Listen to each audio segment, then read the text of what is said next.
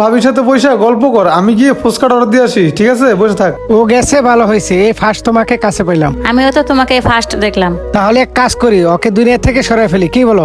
হ্যাঁ, আমরা এই জন্য তো আগে থেকে প্ল্যান করে রাখছি, তোমার কি মনে নাই? শোনো, আমি কিন্তু তোমার প্ল্যান মতন সবকিছু রেডি করে নিয়ে আসছি। আচ্ছা ঠিক আছে, ভালো করছো। আর এমন করতেছো কেন?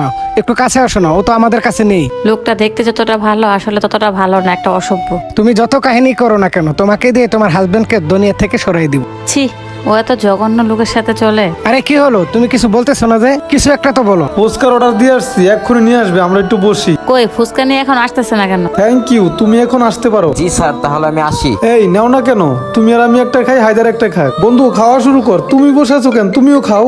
এই সময় আবার ফোন দিল কে দেখি তো। শোনো, আমার একটা ফোন আসছে, আমি একটু আসতেছি, তোমরা খাও। হ্যাঁ আচ্ছা ঠিক আছে, তাড়াতাড়ি এসো।